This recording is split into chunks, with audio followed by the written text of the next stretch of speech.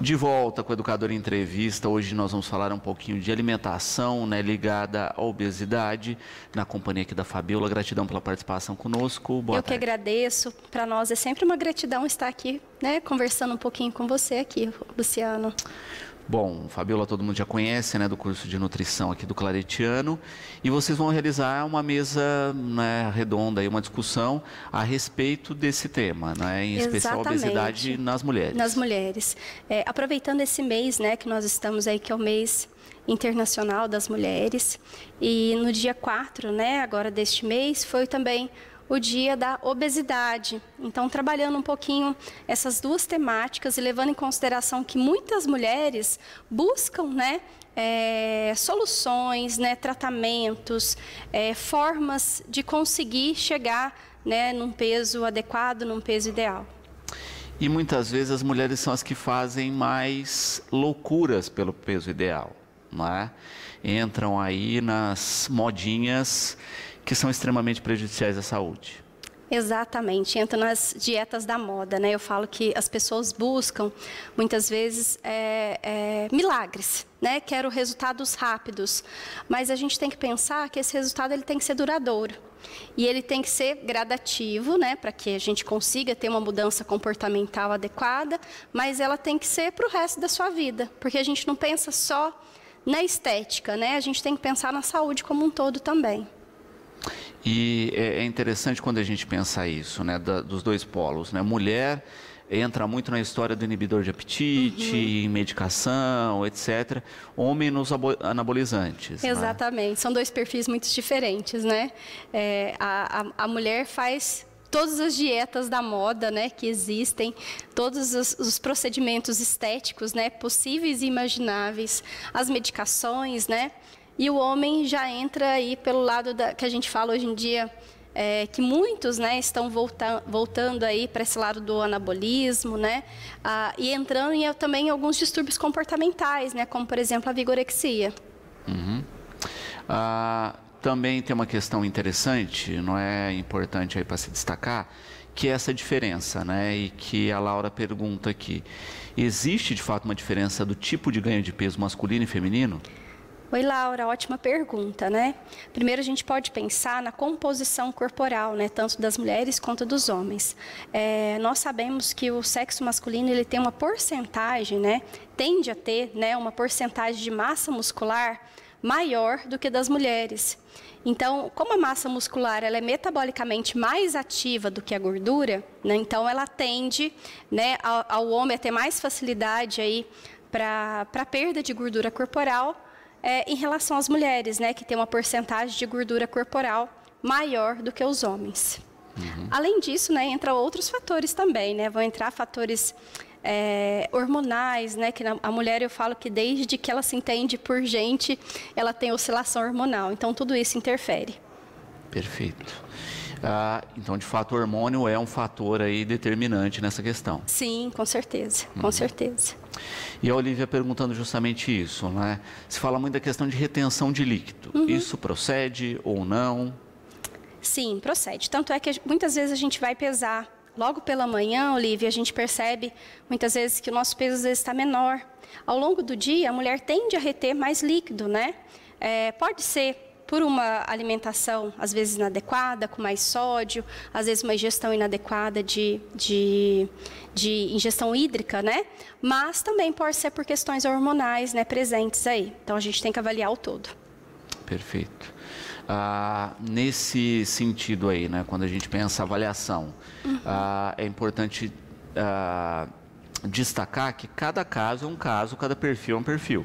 Sim, a gente fala bastante da individualidade biológica, né? Por isso que é tão importante, por exemplo, quando a gente fala, eu vou fazer uma dieta, né? Só que essa dieta, ela tem que estar dentro dos meus perfis, né? Dentro do meu perfil metabólico, dentro da minha rotina diária, dentro do meu padrão genético, do meu padrão corporal, né? Da minha composição corporal. Então, é muito importante a gente avaliar o indivíduo, né, para determinar quais as estratégias que vão auxiliar nesse processo. E de fato é isso, né? Entender o que é a causa daquele perfil, daquela pessoa, para aí poder agir. Sim, eu costumo falar bastante para os nossos alunos que o quanto é importante a gente entender de onde vem o problema, né? O que levou ele a ter um aumento do peso, né?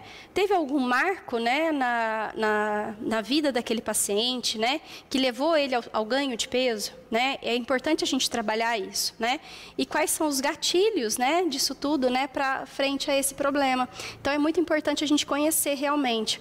O que eu vejo muitas vezes, né, de vários profissionais ou muitas vezes trabalhar só com as consequências, né? Mas esquece que lá atrás teve as causas, né, disso tudo. Então é importante a gente conhecer.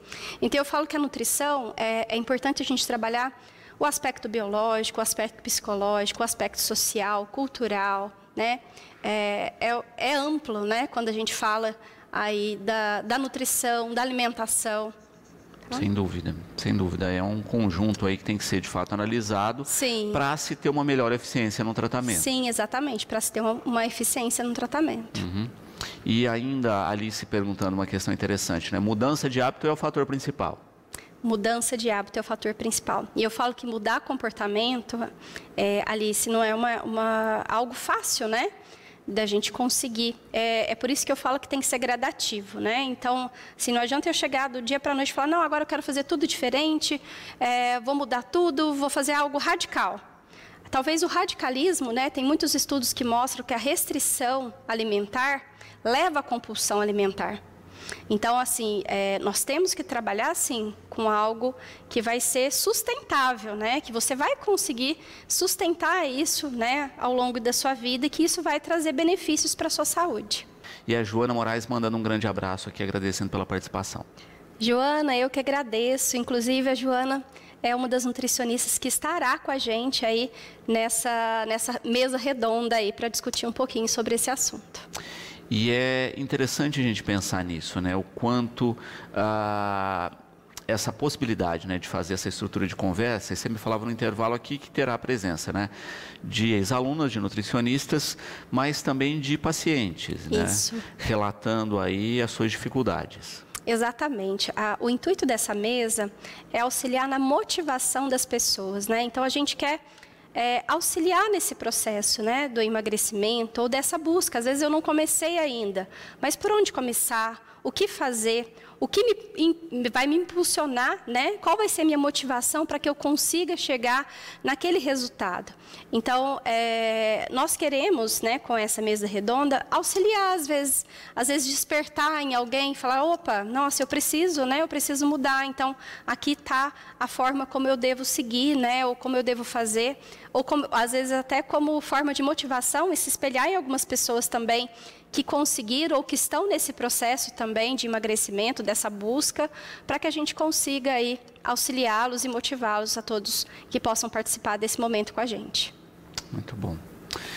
Pedro, né, parabenizando aí pela realização do evento e colocando uma questão interessante aqui, não é, que a gente estava falando dessa diferença, né, do público masculino e feminino, e ele coloca hoje que a gente tem um público hoje que está transicionando, não é? Aí ele pergunta, né, olha, muitas vezes essas pessoas têm acesso a hormônios diferenciados, etc. E ele pergunta isso, né, já existem estudos nutricionais específicos para esse público? Sim, Pedro, tem estudos, né?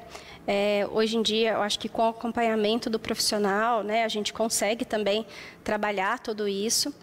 Eu falo que toda essa parte hormonal, né, eu falo que precisa ter um critério, né, médico por trás para verificar se é necessário, né, alguma reposição ou não, mas precisa também essa mudança, né, porque não é só a utilização, né, de determinado hormônio, de determinado suplemento ou de determinado tipo, né, de qualquer outras formas aí para conseguir chegar a um resultado.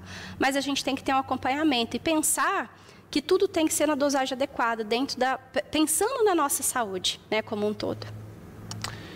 Também aqui, Elisa, parabenizando pela temática e perguntando aí, né, existe um grande vilão na questão da obesidade feminina, né? É carboidrato, é gordura? Qual é o fator ou não? São vários. Eu falo que a obesidade ela é multifatorial, então existem várias vertentes que devem ser trabalhadas, né? Mas os fatores ambientais, mesmo que hajam fatores endógenos presentes, né? Por exemplo, como o fator hormonal, a gente sabe que trabalhando os fatores ambientais a gente consegue reverter, né? Grandes quadros aí e melhorar, né? Esse quadro relacionado ao peso. Muito bom. Quando a gente fala, né, da questão hormonal aí, a Luísa aqui também com uma outra questão, não é? Faixa etária, né? Olha, passei aí de uma faixa etária X, né? Estou entrando aí na menopausa, etc. Isso afeta peso? Com certeza, com certeza. Assim, após 25 anos, vários estudos têm demonstrado que a gente já vai ter, principalmente no sexo feminino, né, alterações de composição corporal. Mas com a alteração hormonal vindo a menopausa, né, vem todas as consequências decorrentes, né? E aí, com certeza, pode ter aí o aparecimento, né, ou aumento do peso nessas mulheres nesse período. Uhum. Então, também é um momento de ficar atento. Também é um momento de ficar atento e tem estratégias nutricionais específicas para esse momento da menopausa também, tá? Que a gente consegue também auxiliar nesse processo. Perfeito. Também uma questão específica aqui da Juliana, né? Que é a aposentadoria e ganho de peso. Isso ocorre também? Juliana, a aposentadoria talvez possa estar um pouco ligada à inatividade, né? Talvez à inatividade física, né? Ou até mesmo a ansiedade, né? Muitas vezes de ficar um pouco, né? Mas às vezes mudar completamente a nossa rotina. E isso pode estar relacionado, sim, ao ganho de peso, tá? Talvez buscar algumas estratégias, né? Para que mude o foco, mas que você consiga adequar, né, a uma rotina que te traga qualidade de vida e que você não sinta tanto esse momento da aposentadoria. Muito bom. Também Luísa aqui parabenizando pelas colocações e perguntando a respeito do funcionamento da mesa, né? Se é só para os alunos, se é aberta à comunidade, como é que vai funcionar? Luísa, essa mesa redonda é aberta à comunidade, a todos, né? Porque a nossa intenção é motivar outras pessoas, ajudar outras pessoas. Então, com certeza, dentro dessa temática, né? Que é principalmente voltado para o público feminino, né, convidar a todas, né, que possam se interessar nessa temática, de participar com a gente e de colocar, né, os pontos, às vezes, que tem dificuldade, o que foi feito, o que pode ser feito, né, para conseguir os resultados desejados. Exatamente. E é importante destacar isso, não é que, como a gente falava, né, cada caso é um caso específico, tem que ser analisado, tem que ser conduzido. E também uma coisa que a gente falava aqui, que é a questão do momento de vida, não é? Olha, eu estava seguindo um protocolo, estava funcionando muito bem, do nada parou, não é? Exatamente. Vamos analisar por quê. Sim, sim. Eu falo que a nossa vida a gente passa por vários contextos, né? E é importante analisar qual o contexto que você está atualmente, né? O que podemos fazer dentro desse contexto, mas o que ficou para trás também, que às vezes gerou algumas consequências que são importantes, né? A gente trabalhar e a gente conseguir delinear o melhor tratamento, a melhor estratégia nutricional, né? Para ser realizada. Uhum. Ana Cláudia aqui também parabenizando pelas colocações e perguntando a respeito de medicamentos, não é? Muitas vezes a pessoa começa a tomar determinado tipo de medicamento e aí pergunta se existe algum medicamento que afete o metabolismo e que engorde. Joana, sempre tem as interações, né? Alimento, pode ter interação alimento e medicamento, né? Ou aquele alimento ele pode participar de alguma via metabólica que possa levar ao aumento do peso. Isso tem que ser avaliado, né? Juntamente com o médico. O nutricionista na consulta, né? Dentro da consulta nutricional, nós costumamos também verificar todas as medicações e as possíveis inter-relações, né? Com alguma via metabólica ou algum alimento e medicamento. Então, essa é uma pergunta interessante, tá? Porque muitas coisas a gente pode verificar, né? Algumas deficiências nutricionais, Luciana, inclusive, às vezes podem vir às vezes por conta de alguma medicação. Então, a gente tem costume de analisar a interação alimento e medicamento, que faz parte da consulta nutricional aí do profissional nutricionista. Muito bom. E Tiago, aqui com uma última questão nesse bloco, não é? A gente falava dessas diferenças, né, de homens, mulheres e de períodos específicos. Aí ele coloca a respeito do período gestacional, não é? E que é normal, né, que a mulher ganhe peso no período gestacional, mas o pós, não é? Como equilibrar isso no pós? Bom, essa é uma ótima pergunta. Inclusive, grande parte de pacientes assim relatam que ganharam peso durante o período gestacional e depois a dificuldade de voltar, né, a esse peso. Eu gosto bastante de frisar que o quanto é importante esse acompanhamento no período gestacional também, né, o acompanhamento nutricional. Por quê? Nós precisamos ter um ganho de peso adequado durante esse período. Lógico que depois aquela mãe vai amamentar, então a gente faz toda essa reserva para a amamentação, para que depois ela consiga retornar ao peso inicial.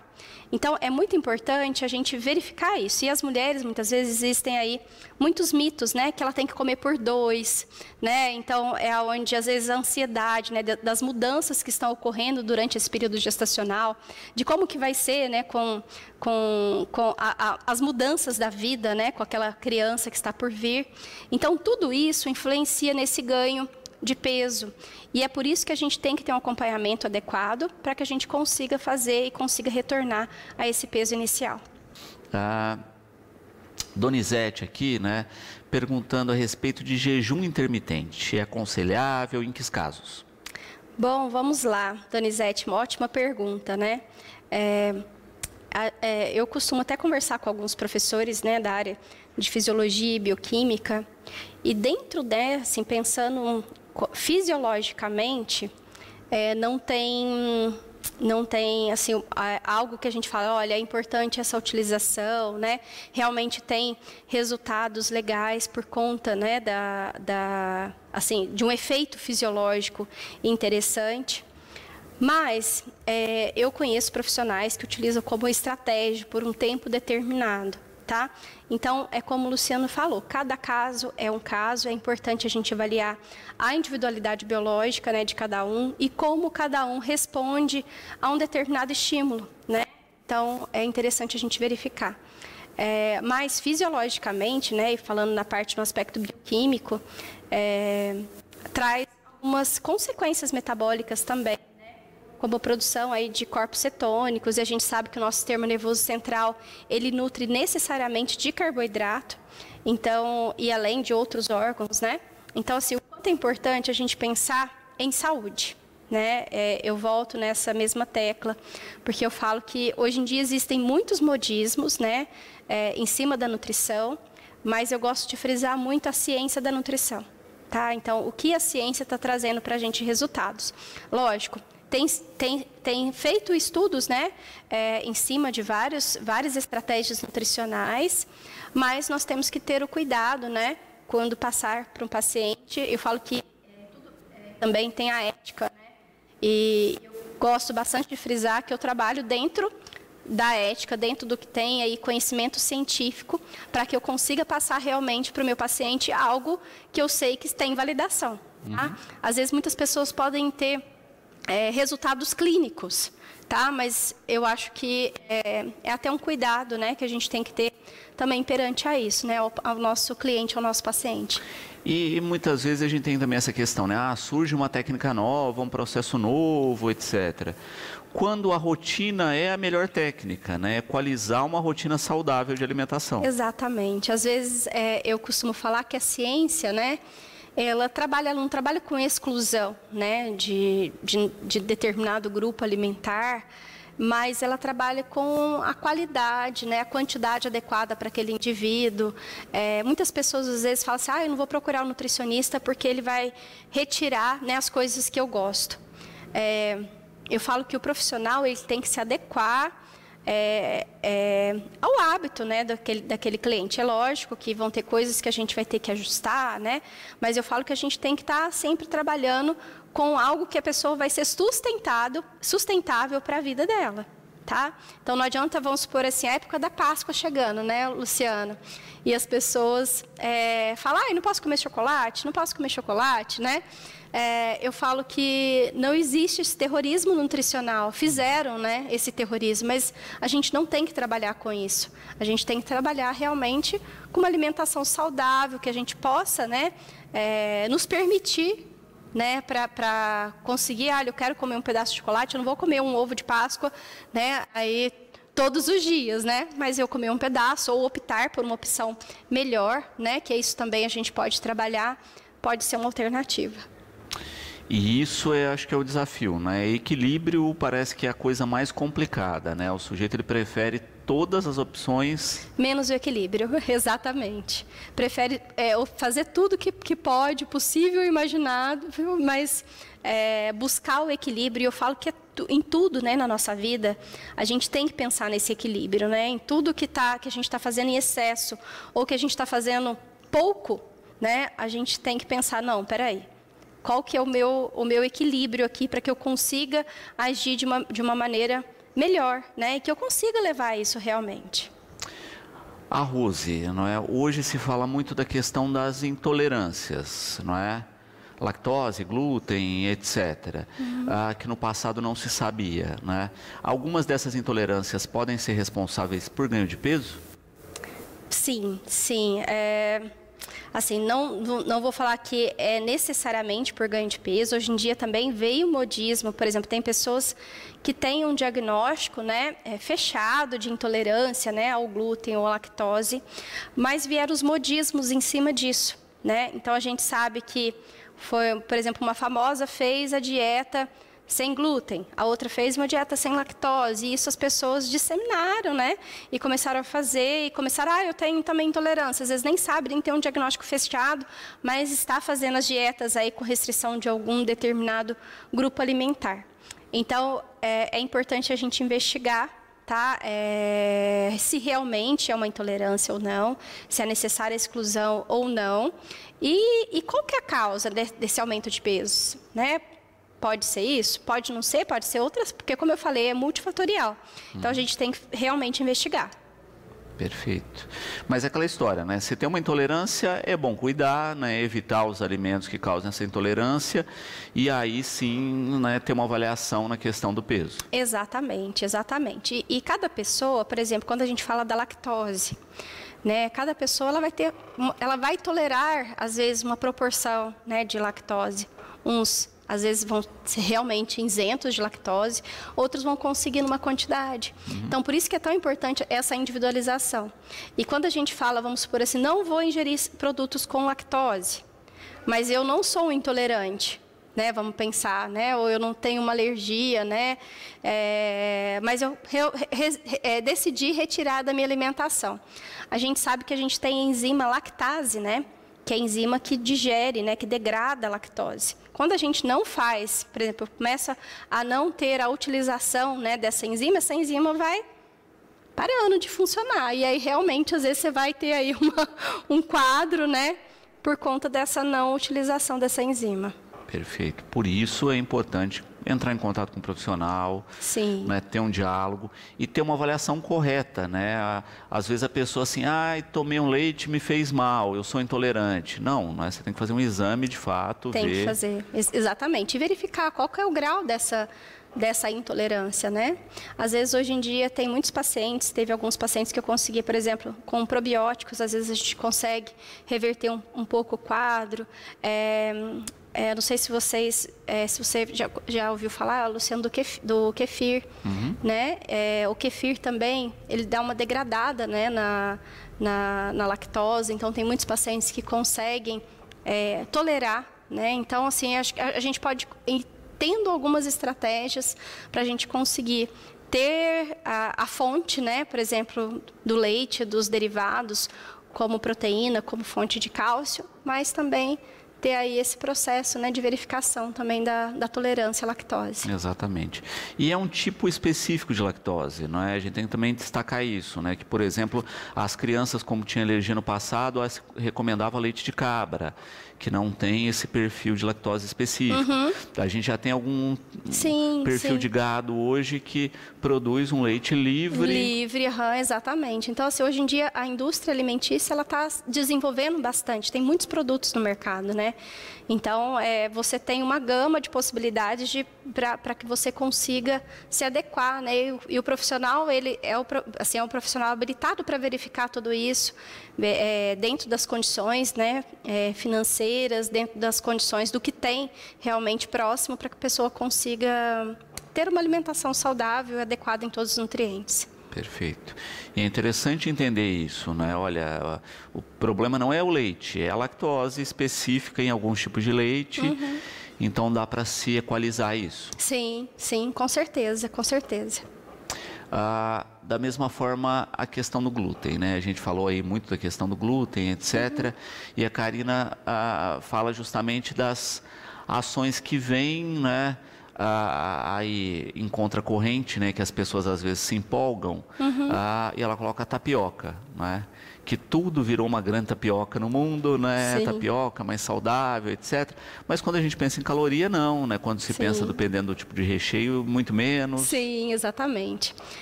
Eu falo que existem os modismos em cima da nutrição, né, veio a tapioca, veio só batata doce e frango, né, existem vários modismos, né, que vão existindo.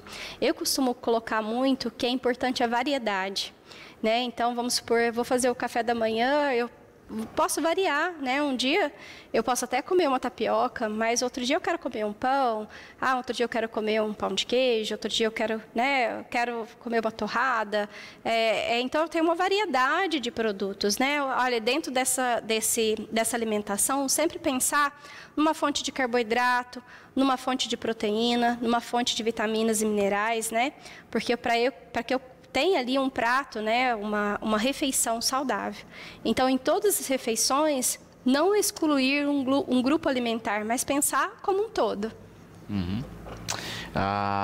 Também aqui, não é, a Ana Clara, né, parabenizando pelas colocações. E a gente sempre fala isso, né, dos perigos dos alimentos ultraprocessados no peso. Tem relação? Muita relação, Ana Clara, muita relação. A gente sabe que os produtos ultraprocessados são riquíssimos, né? Em gordura, em açúcar, em sódio, e além, né, de todos os aditivos, conservantes, né, que são adicionados ali. Então, com certeza, eles são aí uma das grandes causas aí da obesidade, desse aumento, né?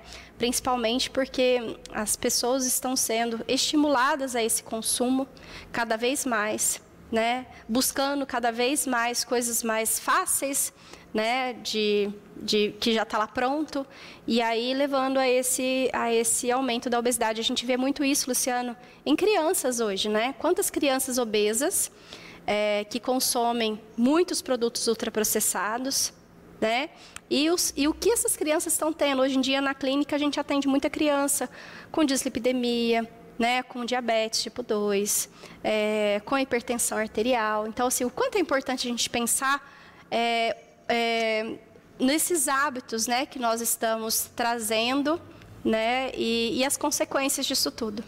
A Lúcia também parabenizando aqui pelas colocações e colocando um outro fator que é a rotina feminina, né? Atualmente é com dupla jornada, com trabalho, mais cuidado da casa, dos filhos, se isso acaba interferindo aí numa alimentação que não ajuda nessa manutenção do peso. Lúcia, com certeza, né? A mulher assume muitos papéis, né? É cuidar dos filhos, é cuidar da casa, é cuidar do marido, é cuidar do trabalho. É uma rotina, né? Grande, né? Ao longo do dia. E dentro dessa rotina, eu falo quanto é importante a gente se olhar, né? A gente parar para pensar qual é o tempo que eu estou tendo para me cuidar, para olhar para mim. Eu costumo falar para os pacientes, às vezes a gente quer cuidar de tudo, mas se a gente não consegue olhar para a gente, né, e falar, não, agora eu preciso dessa 40 minutos, desse 1 hora para cuidar de mim. Porque eu falo que a gente estando bem, a gente consegue cuidar das outras pessoas e consegue cuidar, né, do que a gente precisa. Mas quando o nosso corpo já vai, né, cansando daquilo tudo, às vezes vem as consequências, né, geradas aí na nossa saúde. Então, o quanto é importante a gente pensar, o que eu estou fazendo para mim, né? Dentro da minha rotina, eu tenho que achar um tempinho para mim, né, para que eu possa me cuidar e olhar para o meu corpo com esse amor, né, com esse olhar de, olha, isso eu gosto de arrumar unha, às vezes as mulheres, né, gostam de arrumar unha, gostam de arrumar o cabelo. Olhem para si e achem um tempo para si. Eu quero fazer uma caminhada, eu quero fazer uma academia, eu quero sentar na hora do almoço e conseguir ter um tempo para mim. Alguém já parou para pensar que às vezes a gente não dá o valor à alimentação, né, às refeições que a gente está fazendo, a gente come no automático, né? O que você está colocando para dentro do seu corpo? Aquilo ali é um nutriente, né? É algo que vai te trazer a vida. Eu falo que sem a nutrição, gente, nenhuma célula existiria, não existiria vida. Então é algo tão sagrado, né? O alimento é algo sagrado. Então é importante a gente ter também esse olhar para o que a gente está consumindo e a forma como a gente também está trazendo ele para o nosso corpo. Exato, não é? Porque é isso, né? O processo de tempo de alimentação, mastigar corretamente, também afeta o metabolismo, também vai afetar o peso. Exatamente. Nós temos vários receptores, né? Então, por exemplo, quando a gente, ao longo do nosso trato gastrointestinal, então, quando a gente come muito rápido, essas respostas também, às vezes, não são dadas de uma forma eficiente para o nosso sistema nervoso central. Então, a gente mastigando, nós teremos a ação de várias enzimas, né? Por exemplo, iniciando aí na boca, depois, né, ao longo de todo o nosso trato também digestivo, a gente também vai ter ações enzimáticas, ação do suco gástrico. Então, o quanto é importante, além dessas respostas que a gente vai encaminhando, falando, olha, estou saciado, né? Tá tudo ok. Agora, quando a gente come muito rápido, a gente não percebe o que a gente está comendo, não sente os sabores, né, dos alimentos, não observa as texturas que a gente está consumindo, né, as cores. É importante que a gente consiga olhar para a alimentação com esse olhar diferenciado. Uhum. Também, não é, nessa questão que você citou das cores aqui, a Melissa colocando isso, né? Sempre se fala da história do prato colorido, não é? Mas é o prato colorido com alimentos saudáveis, não adianta colorir com ultraprocessados. Sim, sim, é o prato colorido com alimentos saudáveis. Eu falo que quanto mais a gente valorizar esses alimentos in natura, a gente estava falando antes dos ultraprocessados, né? Mas essa valorização do alimento mais in natura, com esse prato colorido, né? A gente variando, né? Um dia eu coloco um determinado tipo de legumes e de verdura, outro dia eu coloco outro, coloco arroz e feijão, outro dia eu coloco outro tipo de carboidrato, né? Um dia eu coloco uma carne, né? Um frango, vou variando, né? A alimentação. Isso tudo faz com que a gente consiga absorver vários tipos de nutrientes, né? E fazer com que o nosso corpo tenha essa variedade, né, de vários nutrientes na mesma composição. Uhum. E aí é típico, né? Porque a gente vê, né, às vezes você brinca com as crianças do prato colorido, ela vai lá, pega um monte de M&M colorido, coloca no prato. Sim, coloca, exatamente. Tô comendo colorido, tia. Não funciona assim, não, né? Tem que ser de fato alimentos saudáveis aí. Sim. A Mara colocando também uma questão, né? Alimentos crus, não é? Tem que ser inseridos, até que ponto, né, são interessantes aí, não só para a saúde, quanto a manutenção do peso? Tá. Mara, assim, quando você falou de alimentos crus, né, eu pensei nos tipos de fibras. Eu não sei se é isso que você está querendo perguntar, mas, por exemplo, quando a gente pensa numa beterraba crua, numa cenoura crua, ou a gente pode um dia variar, colocar ela cozida, mas pensar que o cru, né, ou cozido, a gente está trabalhando com diferentes tipos de fibra e elas são importantes para o nosso trânsito intestinal, tá?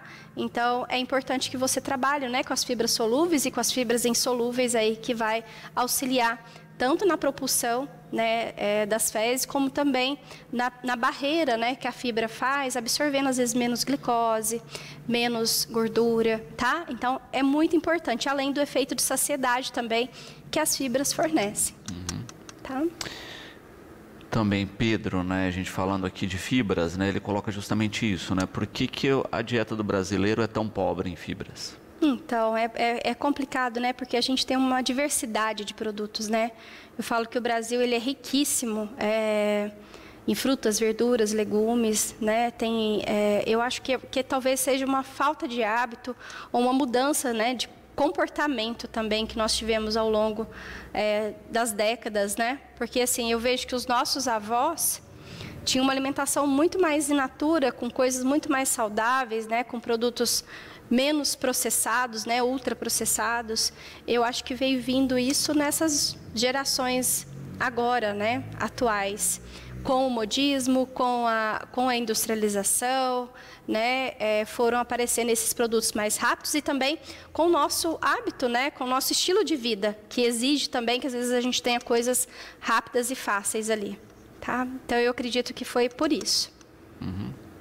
Para a gente fechar aqui, né, vamos retomar a respeito do evento, né, dessa mesa redonda, dia, horário e quem pode participar. Bom, então o evento, né, é uma mesa redonda, chama Mulheres e Obesidade, por que não desistir? É uma mesa redonda, né, que vai ter aí vários profissionais da área da nutrição, além de vários pacientes contando um pouco da sua história, né, o quanto que eu acho que muitos de vocês podem se encaixar em várias histórias, em várias realidades. E é um evento de motivação, né, de inspirar, né, as pessoas a essa mudança de comportamento, a essa busca pela saúde, pela qualidade de vida. Está aberto para toda a população, né, todos que tenham interesse nessa temática. E também vai ser lá no Claretiano, no Salão Nobre, às 19h30, na quinta-feira dessa semana, tá? E a gente vai aguardar todos vocês aí lá com a gente para discutir um pouquinho dessa temática que é tão importante e que é um problema de saúde pública, né? Sem dúvida. E a Roberta perguntando se precisa de inscrição prévia. Roberta, nós temos um link para inscrição na extensão, tá? Então, entrando no site do Claretiano, tem lá extensão, vai ter o evento, você vai fazer a inscrição para receber o certificado, caso queira receber o certificado, tá, do evento. claretiano.edu.br, clicou em extensão, vá até o evento. Vai até o evento, tá? Que é a mesa redonda, então Mulheres e Obesidade, por que não desistir, tá?